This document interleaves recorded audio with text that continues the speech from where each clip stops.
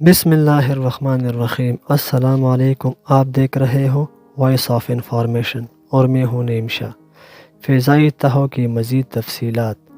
مختلف آیات قرآنی میں ایک حقیقت یہ بتائی گئی ہے کہ آسمان 7 تہوں پر مشتمل ہے۔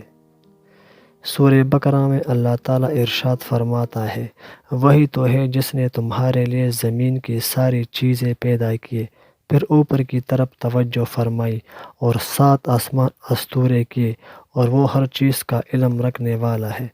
اللہ تعالیٰ دوسری جگہ ارشاد فرماتا ہے، پھر وہ آسمانوں کی طرف متوجہ ہوا جو اس وقت محس دعا تھا، اس نے آسمان اور زمین سے کہا، وجود میں آ جاؤ، خواہ تم چاہو یا نہ چاہو۔ دونوں نے کہا، ہم آ گئے، فرمان برداری کی طرح۔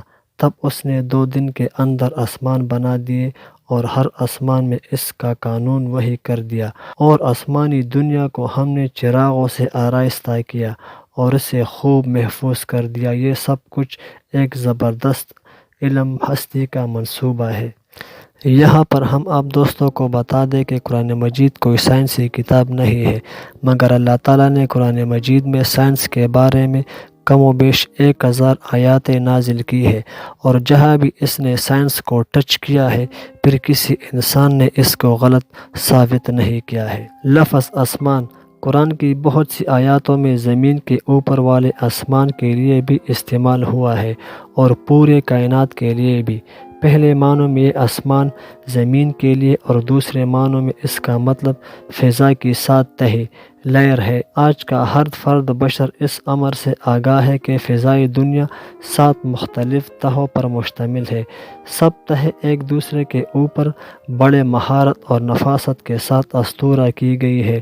سائنسی زبان میں اس کی تفصیل یہ ہے۔ سائنسدانوں نے اپنے طور پر معلوم کیا کہ خلائی بسیط کئی تہوں پر مشتمل ہے۔ یہ تہہ ایک دوسرے سے پریشر اور گیس کے اقسام جیسے طبی خصوصیات کے لحاظ سے مختلف وجود رکھتی ہے۔ زمین سے قریب تر تہہ ٹرپوسفیر کا نام دیا گیا ہے۔ کل فضائی مادے کا 90% حصہ اس قرہ میں شامل ہے۔ اس کے اوپر کے تہہ کو اسٹریٹوسفیر کہتے ہیں، اوزونی لیئر کا حصہ ہے، جہاں بالائی نفشی شعاع انجزا اب عمل میں آتا ہے۔ قائم کے اوپر والے تہہ کو میزوسفیر کہتے ہیں، اس کے اوپر کو ٹرموسفیر کہتے ہیں۔ اس تہہ کے اندر موجود یافتہ گیس کو لینوسفیر کہا جاتا ہے۔ زمینی فضا کا کل بیرونی حصہ 680 کلومیٹر سے لے کر 940 کلومیٹر تک ہوتا ہے۔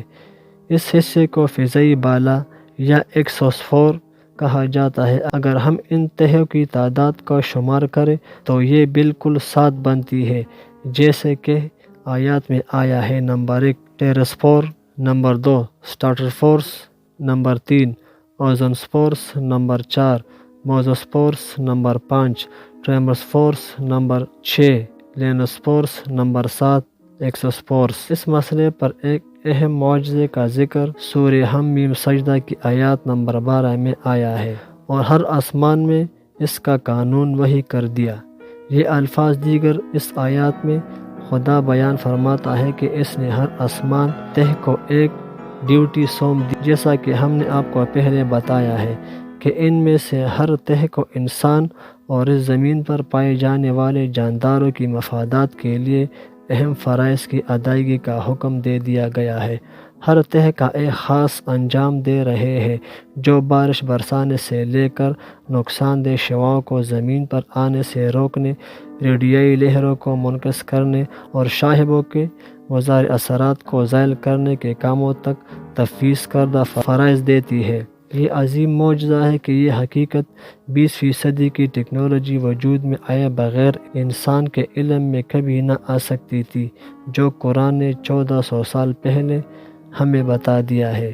قرآن مجید میں اور بھی بہت سے ایسے آیاتیں ہیں جو سائنس کو ٹچ کرتی ہے۔ ہم نے آپ دوستوں کو پہلے بھی بتا دیا کہ قرآن مجید کوئی سائنسی کتاب نہیں ہے، مگر قرآن مجید میں 1000 ایسی آیاتیں ہیں جو سائنس کو ٹچ کرتی ہے، اور جہاں بھی سائنس کو ٹچ کرتی ہے، پھر کوئی بھی اس کو غلط ثابت نہیں کر سکتا۔ اگر آپ دوستوں کو ویڈیو پسند آ گئی ہو تو چینل کو سبسکرائب کریں اور بیل کے آئیکن کو ضرور پریس کریں، کیونکہ اس طرح کی اسلامی، سائنسی اور ہسٹریکل ویڈیو کی نوٹیفیکیشن آپ دوستوں کو ملتی رہے۔ شکریہ والسلام۔